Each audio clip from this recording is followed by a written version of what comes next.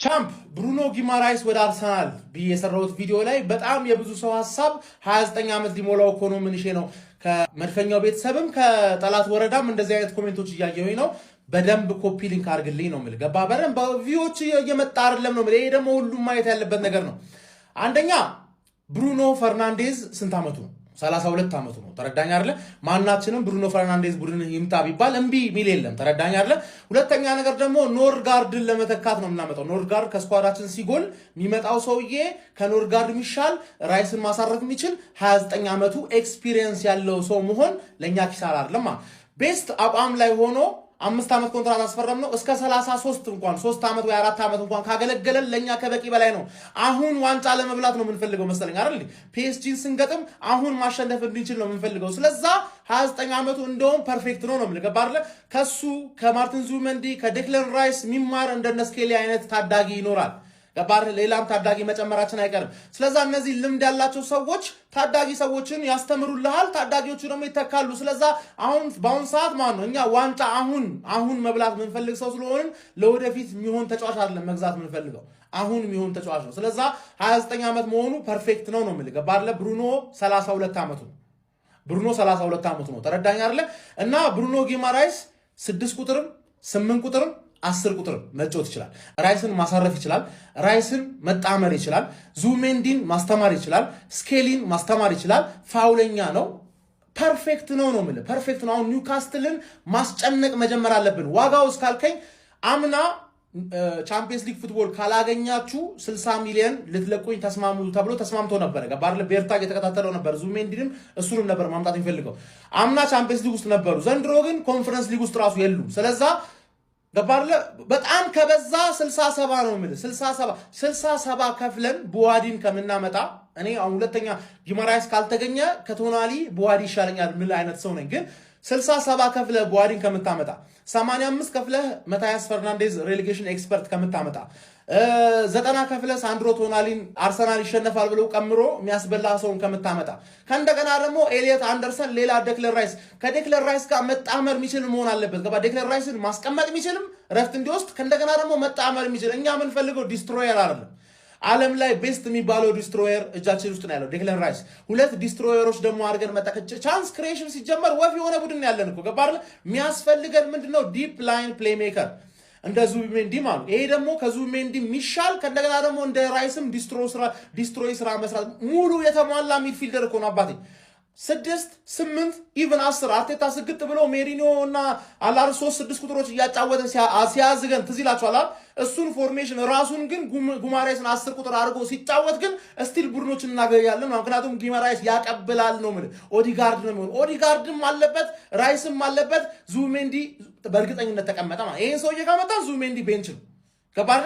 ዙቢሜንዲና ስኬሊ ሮቴት ኬዝ ማለት ተመቸን እመነኝ ነው ማለት ዓለም ላይ እንደዚህ እንደ ብሩኖ ጊማራይስ የሚያዋጣን ሚድፊልደር የለም ማርኬት ላይ እመነኝ።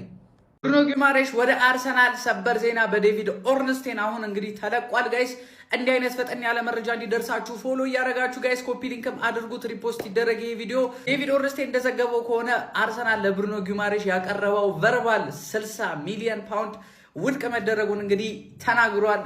ክለባችን አርሰናል እንግዲህ ተጫዋቹን ማሳመን ላይ ከሰራ እመኑኝ ነው የምላችሁ፣ አምና ቪክቶር ዮኬሬስ ላይ የተጠቀምናትን ሙድ በደንብ እንጠቀማታለን። 28 ዓመቱ ነው ጊማሬስ 60 ሚሊዮን ሰጥተናል። አሁን 5 ወይ 10 ብንጨምር ነው ከዛ ገቢ ትደረጋለች። ብሩኖ ጊማሬስ ወደ አርሰናል። በዚህ ዝውውር ዙሪያ እየወጡ ያሉ መረጃዎች ምን ያክል እውነት ናቸው?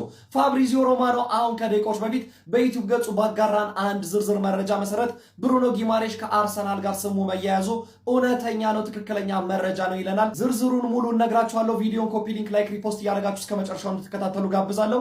እንግዲህ ብሩኖ ጊማሬስ በትላንትናው ዕለት የዴይሊ ሜሉ ክሬግ ሆፕ ምሽት ላይ ባወጣው መረጃ መሰረት አርሰናሎች ይህንን ብራዚላዊ የኒውካስሉን አማካይ ማስፈረም እንደሚፈልግ እኔ መረጃውን አድርሻችሁ እንደነበር በትላንትናው ምሽት የሚታወስ ነው። ታዲያ ታማኙ የዝውውር ምንጫችን ፋብሪዚዮ ሮማኖ በዩቲዩብ ገጹ ላይ እንደገለጸልን ከሆነ መድፈኞቹ አርሰናሎች የ28 ዓመቱን የኒውካስሉን አማካይ ለማስፈረም እውነተኛና ትክክለኛ ፍላጎት አላቸው። ከተጫዋቹ ወኪሎች ጋር ከመነጋገር ባለፈም ከክለቡ ኒውካስል ጋር ንግግር አድርገዋል። የ50 ሚሊዮን ፓውንድ የዝውውር ጥያቄም ለተጫዋቹ አቅርበዋል። ነገር ግን ኒውካስል ዩናይትዶች ይህንን የ50 ሚሊዮን ፓውንድ የአርሰናል ጥያቄ ከአንዳንድ ነው ውድቅ ያደረጉባቸው፣ በራቸውን ዘግተውባቸዋል።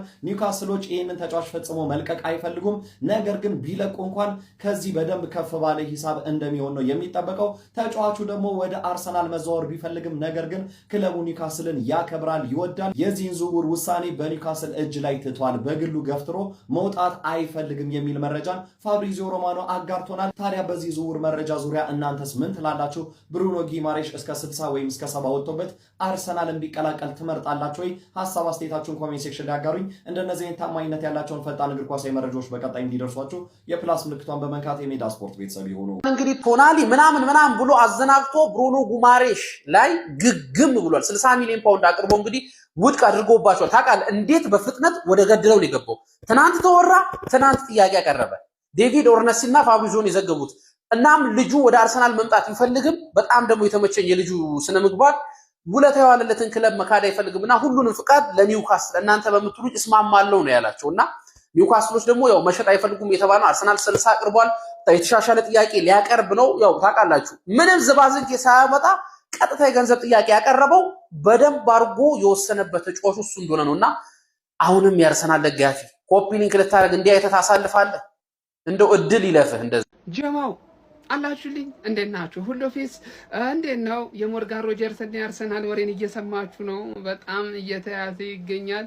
እስቲ እሷን ጠንከር የምታረግላችሁ አጠር ያለች መረጃ ላካፍላችሁ። እንደተለመደው ፎሎ፣ ላይክ፣ ሼር፣ ኮፒ ሊንክ ማድረጋችሁ እንዳትረሱ። ከዛ በፊት ግን ቴምር ፕሮፐርቲስ አጋራችን እንደሆነ ታውቃላችሁ። ታዲያ ይሄ ድርጅት ቤት እንሰራለን፣ ሱቅ እንሰራለን፣ ለሰፊው ህብረተሰብ እናዳርሳለን። ከዛ በተጨማሪም እንግዲህ በስፖርታዊ እንቅስቃሴ ከፊት መሪዎች እኛንን እያለ ይገኛል። ኢትዮ ሪል ስቴት ውድድር ላይ ቴምር ፕሮፐርቲስ ለፍጻሜ ደርሷል። ጀምአው ታዲያ ለፍጻሜ ሲደርስ እያንዳንዱን ተጋጣሚውን እያጎሳቆለ ነው። አቤት የጎል ብዛት፣ አቤት የጎል ብዛት! ጀምአው ለዚህ የደረሰው ታዲያ የፍጻሜውን ጨዋታ የፊታችን ቅዳሜ ይካሄዳል። ዋንጫ ይዘው እንደሚመጡ ቅንጣት ያክል ጥርጥር የለኝም። አሳፍሩኝ። ምክንያቱም ቴምር ፕሮፐርቲስ እንግዲህ ቤትና ሱቅ ገብቶን በማከፋፈል አሳፍሮኝ ያቅማ። ወደ መረጃው ሳቀናላችሁ። ሞርጋን ሮጀርስ ከአርሰናል በተጨማሪ ፈላጊው ነው ተብሎ በሰፊው እየተዘገበ የሚገኘው ቸልሲ ነው። ታዲያ ይሄ ልጅ ግን ቸልሲ የመግባት ፍላጎት የለውም። ቀጥታ የመግባት ፍላጎት ያለው የለንደኑ ሀያል ክለብ የሆነው አርሰናል ጋር እንደሆነ ነው። አንድሪያስ ቤርታ የውስጥ ንግግሮችን እንዳደረገ ነው ምንጮች የሚጠቅሱት። ይህ ልጅን በቅርቡ ገቢ እናደርገዋለን ግትላችሁም። ከሱ በተጨማሪም አንድ ሁለት ወሳኝ ተጫዋቾች አሉ። እነሱን እንደው ሳናወራው ለምናስፈርማቸው ነው የሚመስለኝ። ጀማው ሳናወራ ሂንካፔ ለማንኛውም ኦፊሻል ሆኗል። የአርሰናል ተጫዋች መሆኑ ተረጋግጧል። አይመቻችሁ።